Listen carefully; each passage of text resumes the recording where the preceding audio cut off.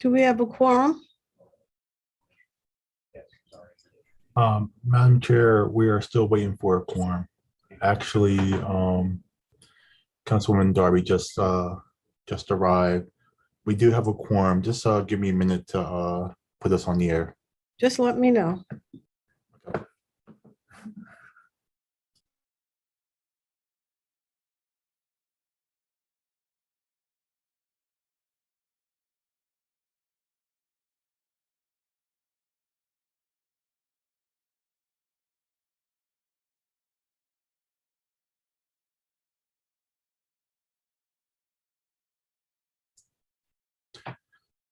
Madam Chair, you may begin when you're ready.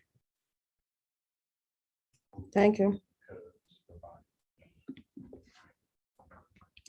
Good evening, everyone. This is the Intergovernmental Committee meeting. It is June 1st. We've been missing for a couple months, but we're back. My name is Linda Gray. I represent the 1st District and I'm chair of this committee. I'd like to do a roll call of committee members. I'll say in advance that Councilmember Harley and Councilmember Oliver have been excused previously, so they will not be joining us this evening. Councilwoman Darby. Present. Councilwoman McCoy.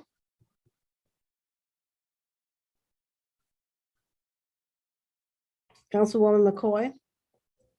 I'll come back. I see you, but I don't hear you. Councilman Ernest Trippy Congo. Here.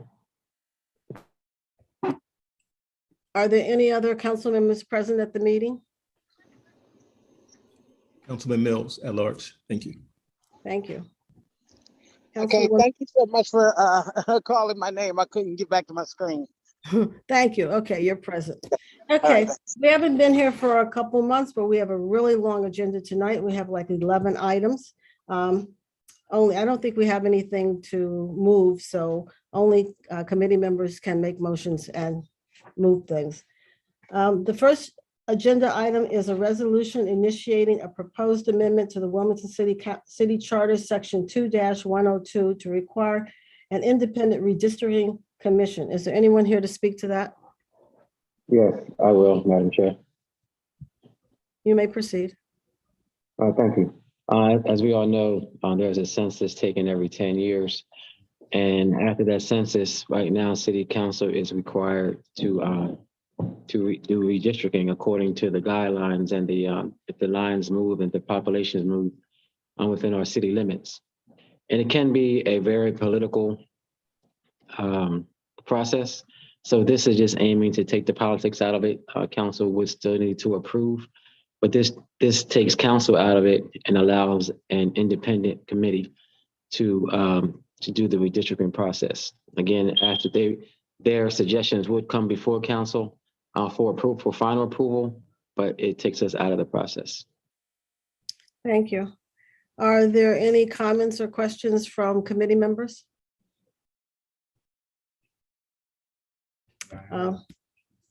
Councilwoman Darby. I just want to say I'm in support, and if I could be added as a co-sponsor. Okay, thank you. Ms. Basnight?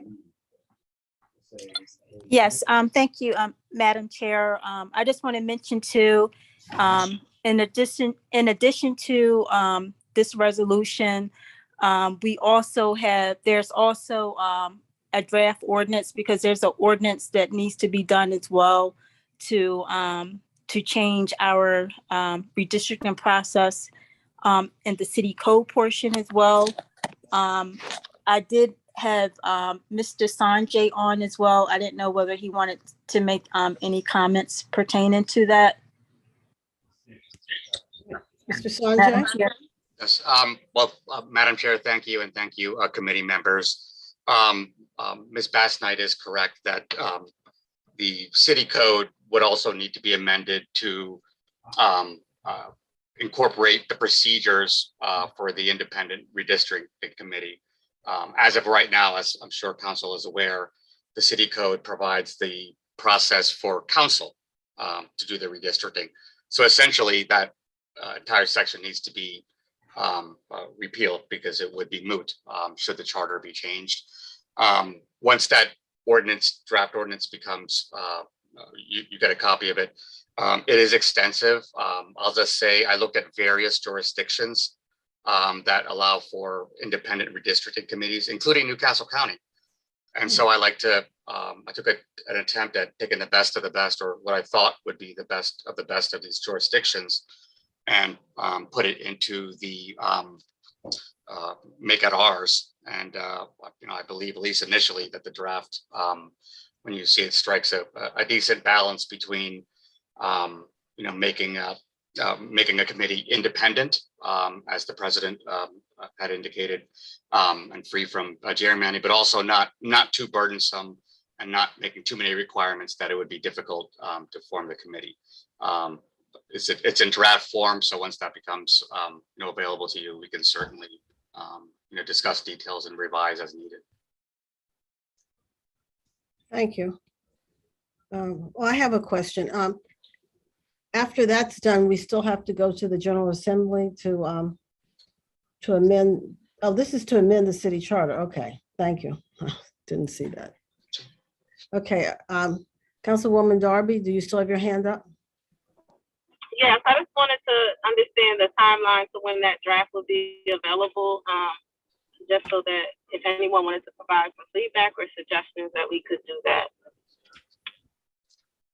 Madam Chair, if I can. Yes. Councilwoman Darby, that draft is available. I will reshare that so that council persons, the sponsor, can make some suggestions. When it was initially done, we said we was gonna to schedule a meeting, so I was waiting to have that meeting scheduled. But the draft document can definitely be shared for input. Thank you. I would like to be added as a co-sponsor also. When we were going through this, I was in contact with the Newcastle County as was stated, and their process seemed to be so streamlined and so easy. They had a committee that does it every 10 years, or basically 4 or 5 people, and they come back with a suggestion. And they said, talking to county council, rarely do they disagree with the suggestion from the committee. And it saves them a lot of time and effort and arguing and all the energy that we expended with everyone submitting plans and programs and discussions. So I definitely agree with this, and I'd like to be a co-sponsor. Okay, do we have any comments from the non-committee members? Is there anyone in the public comment? Okay. If not, I'll move on to the next. Councilman Congo, would you like the last word? No, I'm fine, Madam Chair. Thank you, and Councilwoman Darby, for your co-sponsorship. Okay. This is a resolution, doesn't have to be voted out. Ms. Bassnight, do you know when this will be on our agenda? Yes, this would be slated for the June 16th council meeting. Okay, thank you. Okay, the next resolution we have is a resolution to amend the Wilmington City Charter, Section 2-103, lowering the minimum age requirement of members of council from 25 to 23. Who is here to discuss that? Yes, I will, Madam Chair. Thank you. Yes, proceed.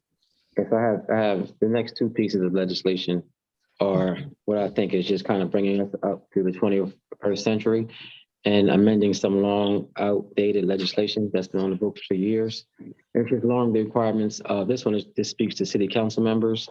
I just did a quick search of other major cities across the nation, really, and also surrounding Delaware. And most jurisdictions, you only have to be 18 to run for an elected office. But this isn't taking it that far. It's just lowering it from 25 to 23.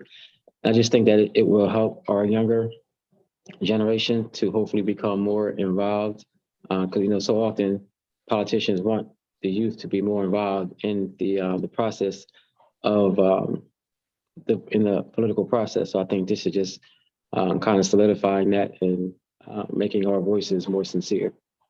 Again, this is just only a resolution. Thank you.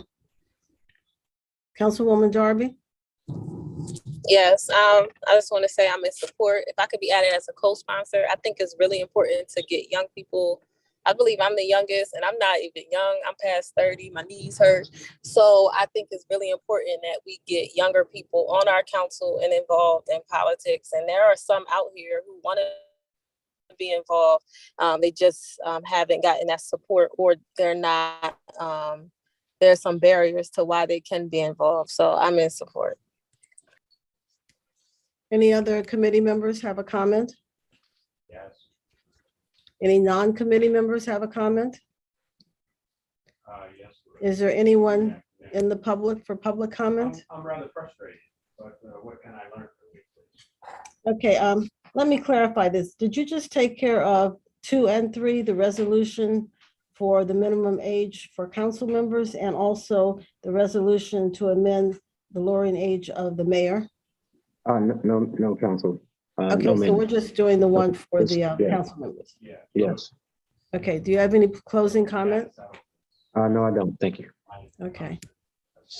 Okay, that's another resolution that doesn't have to be voted out. Is that also going on the June 16th council meeting? Yes. Okay, thank you. Okay, the next one for Councilman Congo is a resolution to amend the Wilmington City Charter Section 3-300, lowering the minimum age requirement of the mayor from 30 to 25. Thank you, Chairwoman. Again, this just speaks to the previous legislation request, just lowering the age of the mayor. We probably have, Delaware, Wilmington probably has one of the oldest requirements for someone to be a mayor in the country. And again, it's just bringing us up to the 21st century with hopefully engaging more of our youth in the political process. Thank you. Any questions or comments from committee members? From non-committee members? Anyone in the, Councilwoman McCoy? Thank you. I'm sorry, actually, a little bit, you broke up a bit. This is the piece of legislation that is actually decreasing the age of the mayor, correct? From what, 30 to 25? Yes. Okay. Thank you so much. Thank you for that answer. I just think that this is actually logical because, you know, when it comes to the mayor, if there's anything was to happen to the mayor, the finance chair would actually be the person who would have to replace him. And the age that we have right now is 25. So it makes no sense for the mayor to still be at 30. So I think this is actually a very logical piece of legislation. So thank you for making certain that this goes down safely. Thank you. Any non-committee member, who's that? Councilwoman Darby? Yeah, I just want to say add me as a co-sponsor. Thank you. Okay. Non-committee members, public? Councilman Congo, last word? Yes, thank you. And just as a point of clarity, for what Councilwoman McCoy just stated, I believe that if anything were to happen to the mayor, the council president would replace the mayor. But again, you know, it just makes sense age-wise to make everything be in line. I think the finance chair would replace the president of city council. My apologies, Council President. All right, Thank you for that clarification, but we had already gone over that when the mayor was sick. We realized you might be the next mayor. Yeah, we don't want that. Okay, the next. That sounds good. Good. The next resolution is a resolution to amend Wilmington City Charter Section 2-101 to allow the citizens of Wilmington to fill a vacancy arising on city council through a special election. Councilman Congo? Yeah, thank you, Madam Chair. Again, this is something that I think has been sorely needed in our city. Since I've been on council, I think that council has had to name maybe four council members that have stepped down or won elections in other jurisdictions. I just think that it's not our responsibility. I think that should be something that the residents of that jurisdiction, whether it's citywide or that district, should be able to have a special election, and they should be able to vote for who they want to represent them. I don't think that council should have that responsibility. Again, it can be very political, and I think it would be a much cleaner process, a much more respected process if special elections were held. Thank you. Councilwoman Darby? I agree, and I would like to be added as a co-sponsor, and I think this is really important, a piece of legislation for the future to just protect the integrity of the process and what it means to like be a council person. So yes, please add me as a co-sponsor. Thank you. Anyone else with comments or questions? Is there anyone in the public?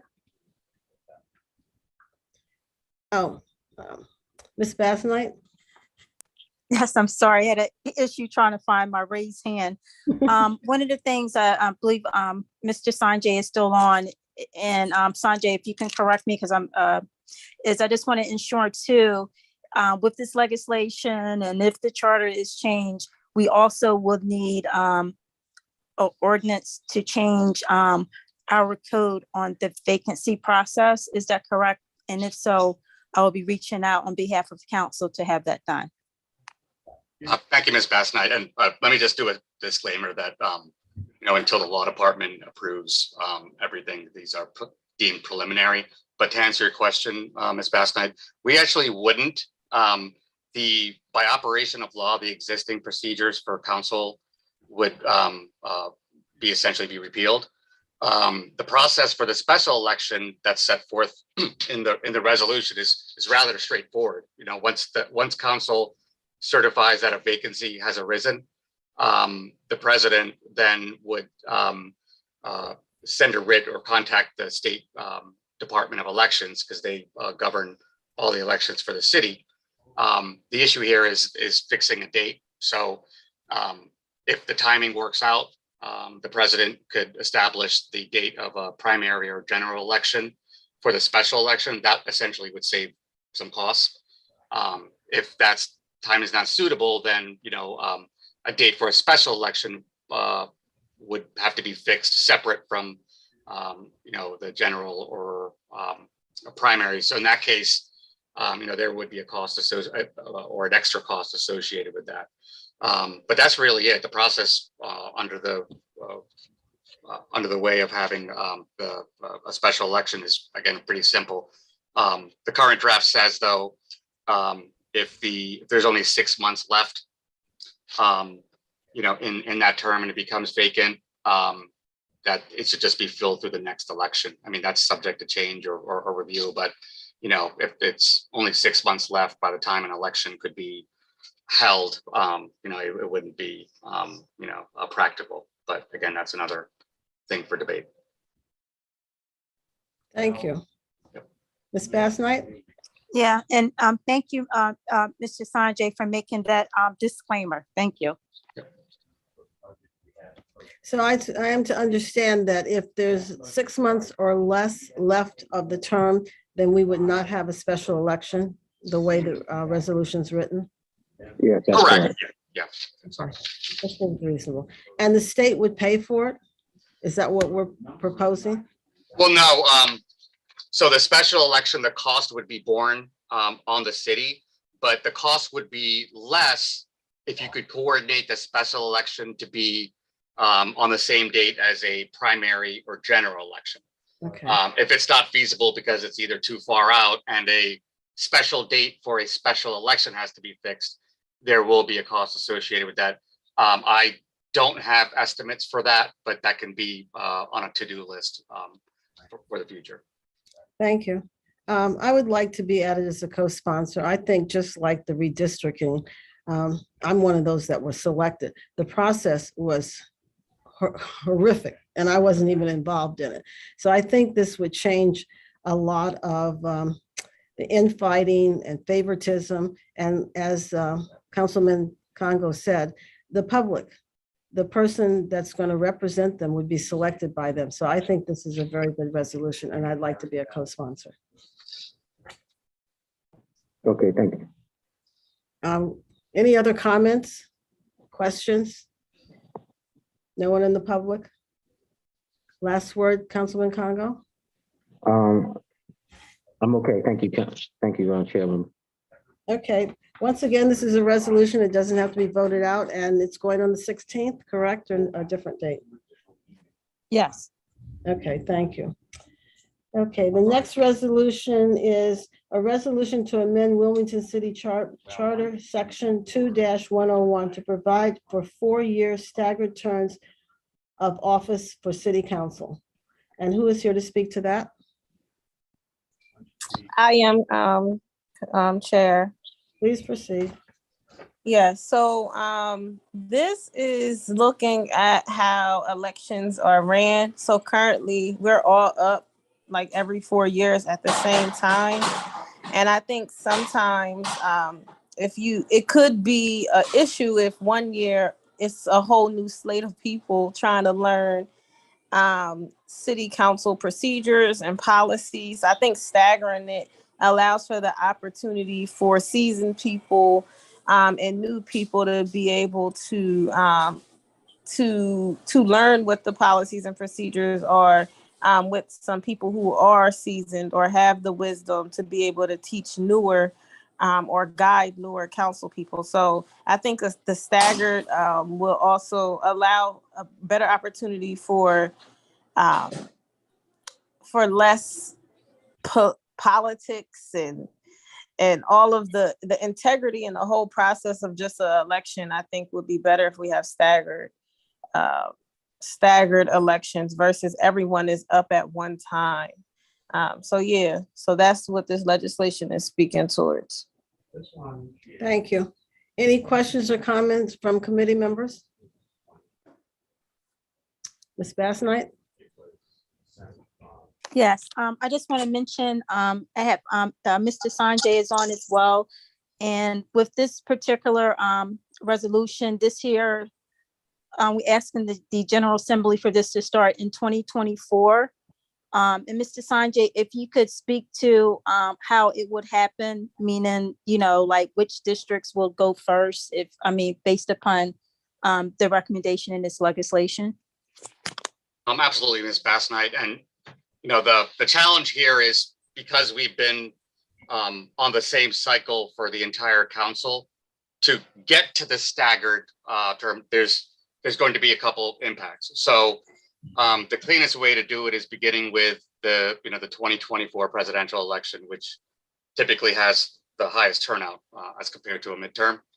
What we would have to do, and again, the numbers could be adjusted, is half of the council would be, or half, or I have 7, would be elected for a 4-year term. The other 6 would be elected for an initial 2-year term.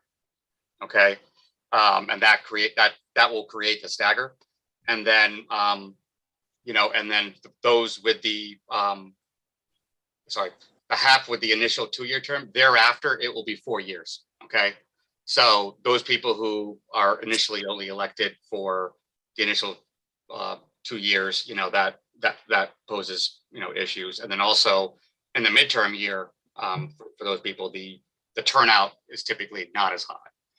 Those are issues to be discussed. There's just no way around it. Creating the stagger causes a couple impacts that we can't avoid. Thank you. Any questions or comments? Well, I have one. Would it work if half went 6 years? And then? That's feasible. I mean, we did a 4-year stagger. That would be changing the term. I tried to keep the 4-year term impacted, but that could be on the table as well if they want, if council wants to increase the terms. No, I mean, in order to reach the staggering, would it work if 4 of them or not 4, if 6 of them went 6 years and then Okay, so had to be reelected, and that would stagger because the others had already been elected for 4 years? No? I mean, that's also possible. This, and again, it's you know, in preparing this, there's a couple of jurisdictions that were in the same boat. And this process tended, and especially those with initial 4-year terms, with standard 4-year terms for council. So this process has been used in other jurisdictions. Okay, and the other thing is, how do you select the 6 that only have the 2-year term? The initial 2-year term, well, as of right now, I just did every other. So for right now, in 2024, it would be the council seats for 1, 3, 5, and 7. And then the 2 most senior council members that would be elected for the standard 4-year term. Then the seats for 2, 4, 6, and 8 districts. And the other 2 council members would be elected for an additional 2-year term. Thereafter, it will always be 4. The district, I mean, again, this was just the, just the draft as far as which one has the initial 2-year term. Those can be adjusted as well, but, just going by every other district seemed to be about as balanced. Okay, I'll have to read through it because I'm not visualizing the staggering, but I understand what you're saying. Yeah, any other comments? Thank you. Any other comments or questions from anyone? Is there anyone in the public? Okay, this is, who's this? Councilwoman Darby, do you have any closing remarks? No, thank you. I'll co-sponsor this also. I really like the idea of staggering. Yes, Madam Chair, I could be a co-sponsor also, please. Thank you. Okay, is this going on the 16th also? It's a resolution. It doesn't have to be voted out. Yes, that's correct, Madam Chair. Okay. The next resolution is a resolution to amend Wilmington City Charter Section 3-203 to modify the city solicitor position from an appointed position to an elected position. Councilwoman Darby? Yes, I'm sorry. Which one is this? I'm sorry. This is the one to elect the city solicitor. Okay, yes. So in my research, it shows that in other cities, in some other cities, the city solicitor position is a elected position. So the responsibility or job of a city solicitor basically is your legal matters, a lawyer or attorney. And they're supposed to provide guidance to the mayor administration, the executive branch, and to the legislative branch. However, currently, the city solicitor, our attorney who does our legal guidance, is appointed by the mayor's administration, by the mayor. So that can cause a conflict of interest when the person who solely hires you and who can fire you is only a part of one branch, right? So currently what's happening now, city council had to hire our own attorneys for us to feel like we're getting the legal advice that we need to be able to do our job. So I feel like we're spending unnecessary money because of our issues with that some of us may have, or that we believe that we have in regards to the type of service that we're getting from our legal department, from our city solicitor. Not saying that they're not doing a great job or that there's not some great attorneys in there. No, I'm not pointing at individuals or anything, but overall, the whole basis that the mayor administration hires and fires you, and that it could be a conflict of interest when you're trying to serve someone else who may be in disagreement or in opposition of the mayor administration, and who may have more power or authority over you for you to make unbiased decisions in regards to giving legal advice to both sides. So that is it. Thank you. I would like to say, I would like to co-sponsor this 2 or 3 times if I could. I am so much in agreement. And even in council and other places, I say you cannot serve 2 masters. There is no way an attorney can represent people on opposing sides. It's just not possible. You have to pick a lane. So I definitely think that the city solicitor should be elected. And if he continues to be appointed, another aspect is that our independent attorney has as much legal authority over us as the solicitor has over the administration. That's another way I think it could be handled. But I am totally in support of this. I thought it was ridiculous that we're represented by the same person that represents the administration, and we're two separate parts of the government. So I thank you, Councilwoman Darby. Councilman Congo? Yes, thank you, Chairwoman. Yes, this is a great piece of legislation. You pretty much spoke to it. Both of you pretty much spoke to it, so I'm not going to repeat everything that you said, but I am definitely in support, and I would like to be added as a co-sponsor. Thank you. Any other comments or questions? Ms. Bassnight, is there anything to explain? Okay, to explain about this one? Okay. Yeah, I just want to just disclose, I mean, for the public as well, is that that the city solicitor, I mean, that position is appointed by the mayor, and also within the council rules, council does confirm that appointment. And also just to acknowledge to council, because I mean, I know that you all are abreast, but also just for the public, is also in our charter. It dictates that the city solicitor is the official legal representation. You know, so although we have engaged with the outside like attorney, everything still has to be disclosed and approved by our city solicitor. So I just want to mention that for transparency.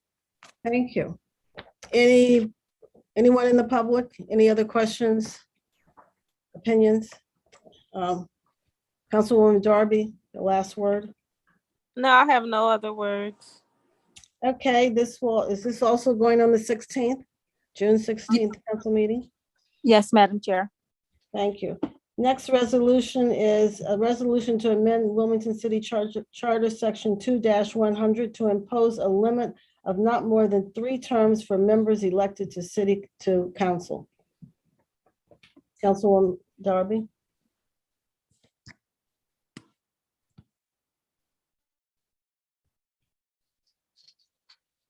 Hello? Yes. Did you hear? I blinked in and out, like I went out of the Zoom and came back. Okay, well, we're on the one of not more than 3 terms for members elected to council. Yeah, so currently you can be a city council for, there's unlimited number of terms, and our terms are 4 years. I feel like providing terms allows for new people and a younger generation to be able to participate in politics.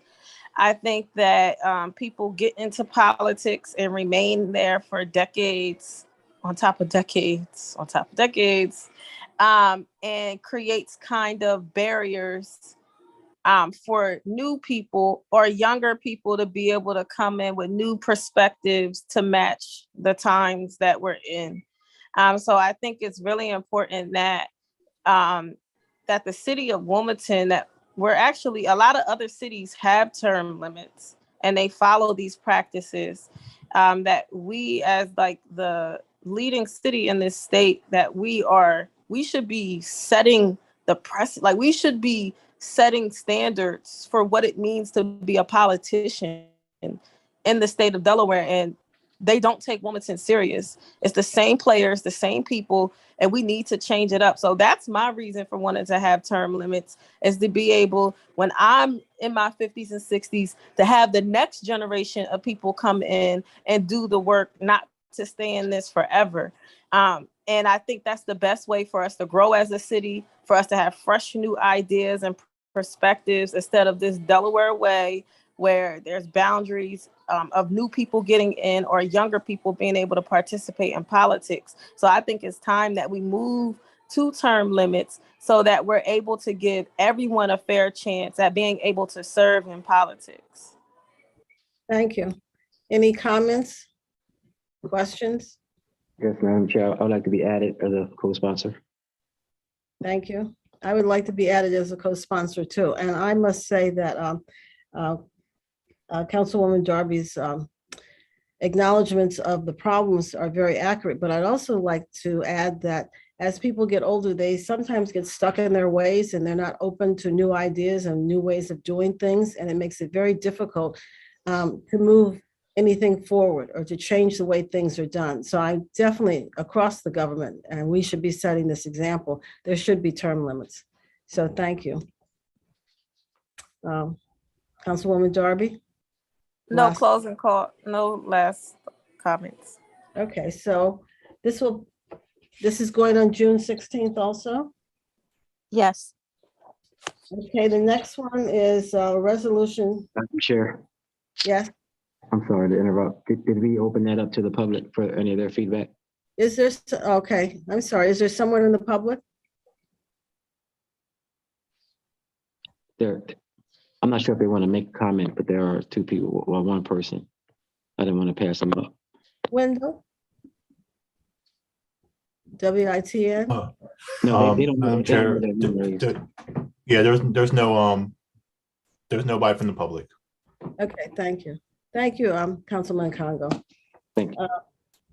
Okay, the next resolution is a resolution urging the Delaware General Assembly to reestablish voting rights for prisoners in state facilities. Yes, I'm speaking to that one too. So this legislation came as I was on the redistricting committee. One of the legislations on the city level that I was able to get support on is how we count people who are incarcerated. So to reduce mandering, prison mandering, gerrymandering, one of the ways is to make sure that people who are incarcerated are actually counted in the population count of their last known address, instead of being counted in the district of where they are incarcerated. It kind of skews numbers. And we know that numbers matter, like census matter in regards to resources and funding that populations or that districts get, neighborhoods get. So I think it's really important that when we're looking at voting rights, when we're looking at the incarcerated population and we're talking about redistricting, that when we're looking at the rights of incarcerated people, if we're going to count their vote, no matter if it's in their last known address or where they're incarcerated, I think it's important to say they should have the right to vote if we're going to count them. Like, it kind of just makes sense to me. I know there's a few other states that allows for incarcerated people to have a say and vote. So I look forward to one day the state of Delaware being able to do that. Thank you. Any questions or comments? Yes, Madam Chair. Yes, proceed. Thank you. I'd just like to be added as a co-sponsor. Another great piece. Most of the prison population, they will actually re-enter society during those terms that, when their elected leaders are serving. So I think that it makes sense for them to have some input on who was running, their city. I think that it was done intentionally to take voting rights away from incarcerated people to lessen the influence that they could have on elections, and especially when it comes to Black and brown people. So I think that this is a great piece of legislation, and I would like to be added as a co-sponsor. Thank you. Mr. Sanjay? I just wanted to follow up on Councilwoman Darby's a comment about other jurisdictions. In my research, the District of Columbia, Maine, and Vermont, those jurisdictions, felons never lose the right to vote. In Delaware right now, we have, and again, this is actually baked into the Delaware Constitution, so this would require an amendment. It's a big endeavor, but right now, there are certain crimes that are called disqualifying. So there are permanent disqualification for certain crimes. So even after they serve their sentence, the current state of the Constitution. And then for the non-disqualifying crimes, they can only vote after their sentence expires, which also includes probation, or they get pardoned by the governor. So in my research, 21 states allow felons to vote after, they only lose their voting rights during their term of incarceration while they're in prison, and then they get it back as soon as they're released. So in my research, Delaware actually is, one of the more restrictive places, jurisdictions I came across, and it seems to be a trend now because voting rights are so fundamental that jurisdictions are catching on that they shouldn't lose their fundamental rights because of a felony. Thank you. I have a question. I was really unaware. I thought it was a federal law that you lost your voting rights if you're convicted of a felony. It's a state's rights law. It is in our states, yeah. In our state. Yeah, in our I don't know the direct answer to that question, but I do know that right now in the Delaware Constitution, it sets forth the voting rights of individuals, including those of felons, and it's baked into the Constitution right now that there are certain disqualifying crimes, which means they can never vote again, and other crimes where they can't vote until their sentence expires, and that can be a long time, even after they're released, and including probation. Right. So it's pretty restrictive in Delaware. Does this resolution, will the people have to go through expungement in order to vote, or this would just be a clean process that if you're incarcerated, you still retain your right to vote? If it's struck from the Constitution, it should be just like anyone else. Of course, there might be logistical concerns for those who are currently incarcerated, but if the resolution shows the provisions that would need to be removed, and they would be just like anyone else. Okay, thank you. Any other questions or comments? Anyone in the public that would like to speak? Okay, and I can be added as a co-sponsor. I think this is a big hurdle because I've worked in criminal justice and they can't even get their mail, let alone let them vote. But hey, that's another discussion. Any closing comments, Councilwoman Darby? Yes, I agree. I think it's a big hurdle, but no other closing comments at all. Okay, thank you. I don't think there's anyone in the public. This resolution will be moved, I guess, to June 13th. Okay, the next resolution is a resolution to the Delaware General Assembly opposing changes to the Wilmington City Charter for broad use of eminent domain. Councilwoman Darby? Yes. So for the eminent domain one, I'm opposing it. Is this the opposition one? Yep. Oh, okay. Yes, I am opposing eminent domain. So when I first heard of of this legislation, I heard of eminent domain happening in other cities or states before. So I did some research, and based on my research, and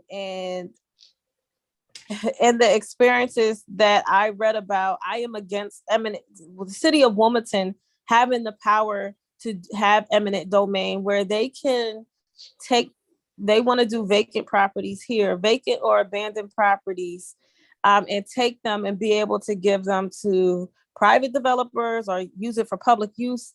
But by what we see in development happening here in the city of Wilmington, where there's a lot of private development happening, and when private development happens in our city, the majority of it happens to be used by people who are not from Wilmington, and people who move into those buildings are people who are not Wilmingtonians, the majority, right? So I am looking for development to happen in our city that is inclusive of the people who live here, and I don't see that. And I feel like this is part of a bigger scam or a bigger project of trying to, I believe gentrification is happening and they want to take over neighborhoods, because most of the neighborhoods that have vacant and abandoned homes are Black and brown neighborhoods. So we're talking about East Side, we're talking about Southbridge. They're Black and brown neighborhoods where whole blocks will be taken and given to private developers to be built, to build whatever they want. And based on their pattern and their history, it has not been inclusive. They do not do inclusionary housing here. They do not have affordability down there. The rent is crazy expensive for an ordinary family. And we need to be focused on affordable housing in our city. There are so many people looking for housing and cannot afford housing. And we need to be focused on development throughout the whole city, not just in areas for outside people to move into. So that is the reason why I'm against eminent domains. I think it's actually going to hurt Black and brown communities. I believe that it's going to do more bad than good. And I see that neighborhoods will be completely taken over and the people will be displaced and moved out. So that's what I think is going to happen with eminent domain. So I'm opposed to the city of Wilmington having that type of power to take property because of the way that it looks. Now, I am for trying to figure out a way for our vacant and abandoned properties not to look the way they look, but I am not, this is not the route that I want to go down to trying to find a solution to that problem. Thank you. Any comments? Questions? Okay. Yeah, I'd like to be added as a co-sponsor, please. Yes. I was approached by someone in the legislation to discuss what my opinion of this was. And I went to the chapter, legislation has been sent down to change or amend the eminent domain that's already on the book. So there's already a law about eminent domain and how it should progress. The legislation that I have is changing that. And because it's changing and striking out part of the old law, which is in chapter 95, title 29. In the amendment 9501D-A1, there should be, I think there should be amount of time, like the property should be vacant or abandoned 2 years. And also in the old law, it requires a public meeting to address the abandoned or neglected property that is going to be taken over by eminent domain. And it has to be a separate public meeting, not a council committee meeting, not a council meeting. And the new legislation that I have a copy of, and someone told me it could change, would strike that. So I can support the current legislation that's on the books, but I am not in support of the new legislation that was sent down that would just require a committee meeting and a council meeting to have the city acquire some property under eminent domain. And I understand, I do agree that the city in tearing down or acquiring these properties are making them available, maybe not to give them to private developers, but for them to purchase them in large quantities. And I totally agree. Then they put in dwellings that are priced out of the average person's Wilmington's income. And another example of that is Gibraltar. And that is not a Black or brown neighborhood, but the community is very upset because that's an empty and abandoned property, and the city is trying to take that so they can build condos. And then we have the reservoir.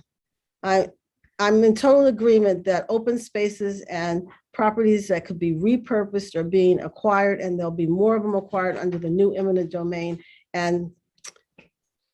And there'll be more congestion and more high rises that are unaffordable for most people. So I would like to be added as a co-sponsor, and thank you for this legislation also. Any other comments, questions, additions? Okay, thank you. This will go on the June 16th council meeting also. Okay, we're almost at the end. We have two more. A resolution urging the Delaware General Assembly to amend Wilmington City Charter Section 2-204 to exclude August and December from the twice-a-month meeting requirement. And who is here to speak to that? I am, Madam Chair. Thank you. You may proceed. Yes, so this piece of legislation actually, I'm speaking on behalf of Councilman Harley, I'm sorry. And what this resolution actually asks, or it is urging, that the twice a month that we are always required to meet, throughout the year, that the month August and December, that those months be excluded, only if there's actually like precedence or a need to have these meetings. So what happens in August and December, if people are not aware, is that the city council will try to put the meetings back to back on like 2 Thursdays at the end of August or 2 Thursdays at the beginning of December in order to allow city council to actually have some vacation time, just a little bit more time, without meetings. But what this piece of this resolution is actually asking is that if there's nothing of consequence that really needs to go through at that very moment, if we're able to, to skip those months. So that's basically all this resolution is asking. Okay, thank you. Any questions or comments? I'd like to be a co-sponsor on this also. Councilman Congo? Yes, thank you, Madam Chair. And as Councilwoman McCoy just stated, I just think that we have to make sure that the public knows that this would not decrease the amount of meetings that council has. We'll still have the same amount of meetings, but they'll just be structured differently. Thank you. I'd like to be added as a co-sponsor. Thank you. Any other comments? Questions? Anyone in the public? Okay. Councilwoman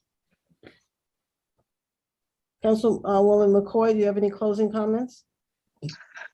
No, I just, I kind of agree. I kind of agree when you're trying to plan some time, around family. The way that we structure these meetings during those vacation times, the end of summer and during the holiday can be a little stressful, but we kind of signed up for it. But if we're able to move this to change things, that would be great. Thank you. I thought it was kind of strange that we come back right in the middle of people preparing to go back to school and when kids are going off to college. I mean, that's when everything is happening, the last week. Right. I just couldn't, and plus being selfish, that's my anniversary week too. So I'm definitely want to be a co-sponsor of this. And like Councilman Congo said, we can work around it and schedule it a different time. Definitely.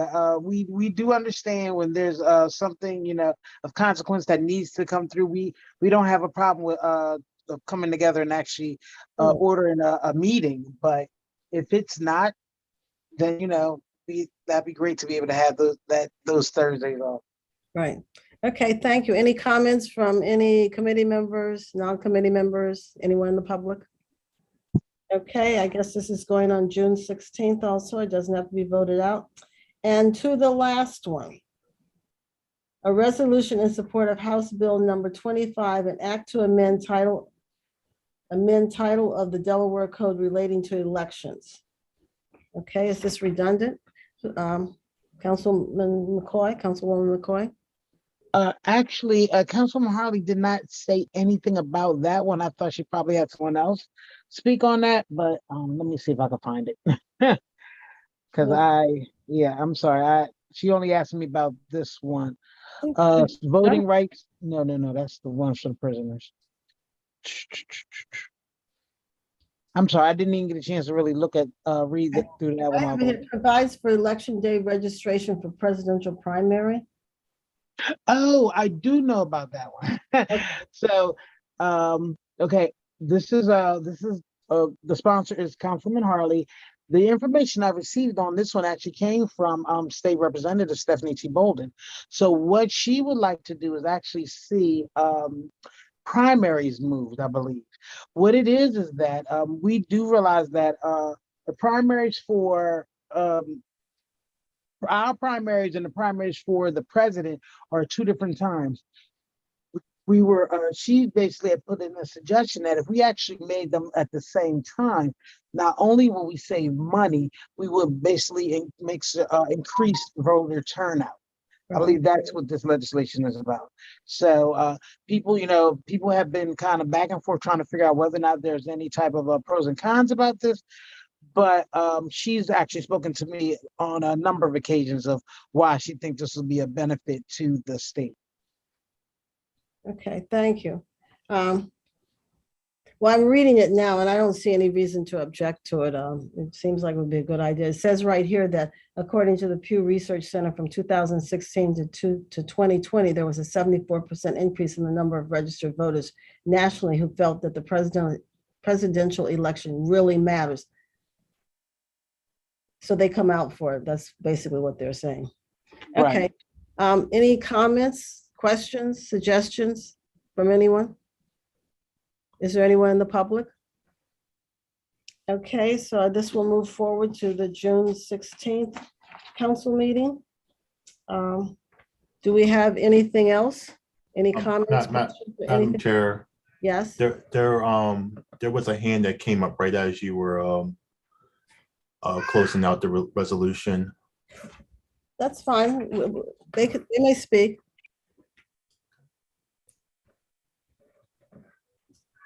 We have Chad.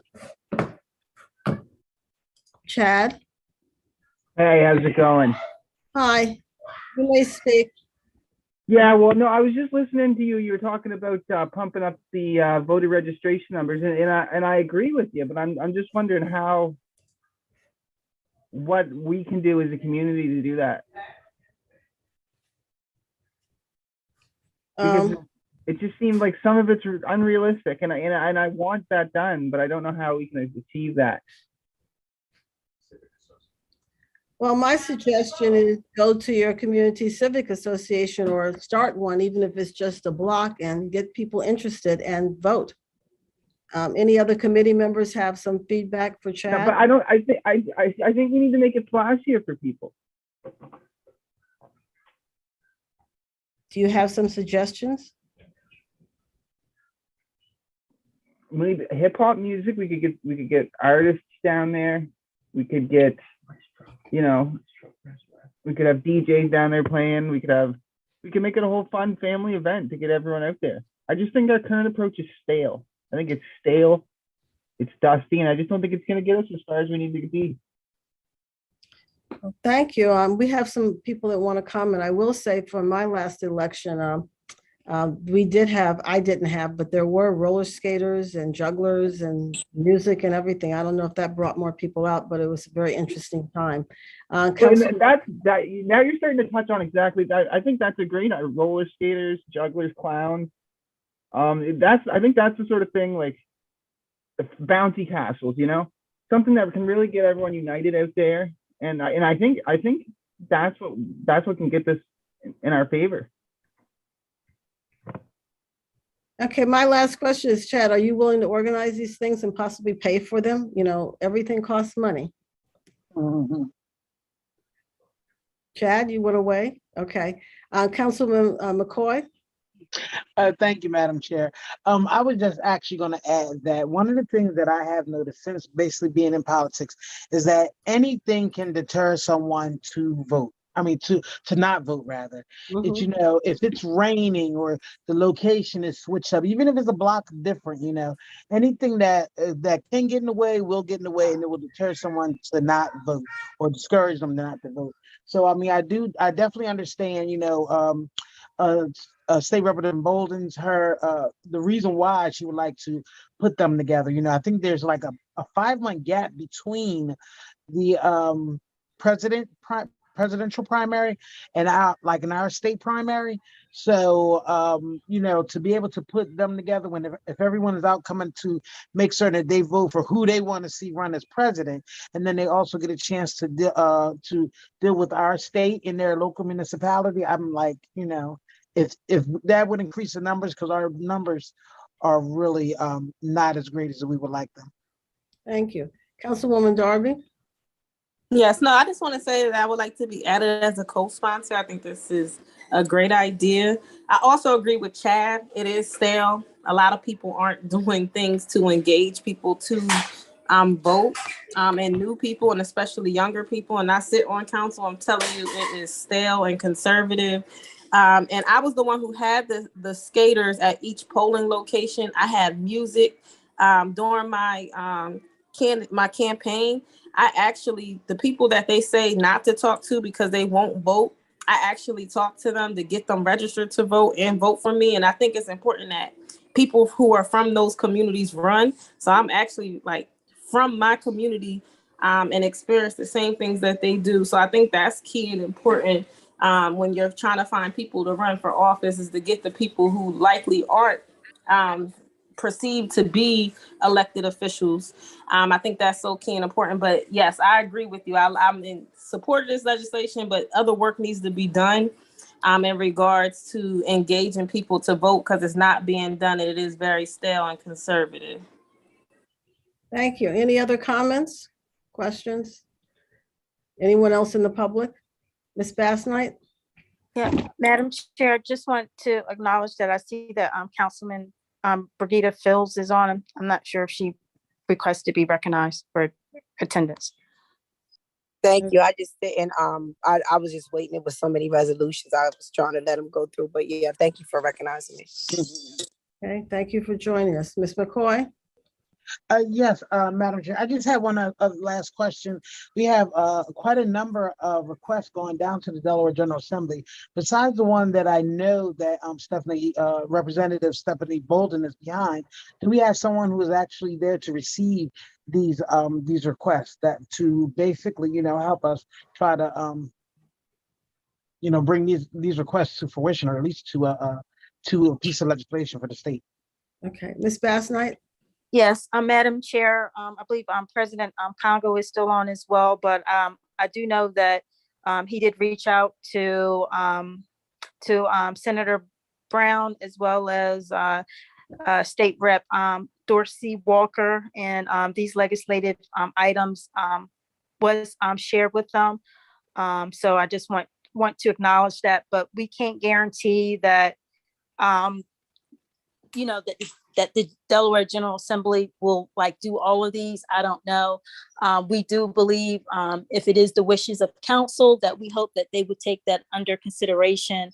And I believe one of the things that I failed to mention, and Mr. Sanjay, if you can just verify this, I believe that all of the charter changes do require 2/3 vote of the House. Is that correct, Mr. Sanjay? That's correct. Yep. Okay. Charter change, yeah. Yes, I just wanted to mention that for the record. Okay, thank you. I have a procedural question. Okay, is there enough time if we send these things down for them to get them to committee and then vote them out? No, not this year. Madam Chair, I don't know. I don't want to say affirmative that can happen. It could be possible. It's a very tight time frame, and it's a possibility, and it's a possibility not. But I don't want to misspeak, because I'm not sure of their calendar, how quickly they move with things. I believe right now, I believe they are on break, but I believe they're supposed to be back in another week. So I don't know how quickly this could move. Right. Okay. But I'm hoping with conversations, if they know that this is the will of the council, but I'm not sure. Okay, the other thing is, if it doesn't move, do they die? Or will they be held over to next session? Mr. Sanjay, do you happen to know the answer to that? How does that work? I believe it dies if it doesn't, if it goes past the session. But I would, if I can, I can follow up with you on that. I just have to check a couple of things. Oh, please, and find out if it can be resubmitted, like once it dies. Okay. Any other questions, comments, information we need going forward? Okay, can I get a motion to adjourn? Thank everyone for joining us. Thank you, Mr. Sanjay, for your advice in Ms. Bass-Knight. Thank you. A motion to adjourn? Move. Second? I need a second. Second. Thank you. Good night, everyone. Have a good evening. Meeting's adjourned. Good night.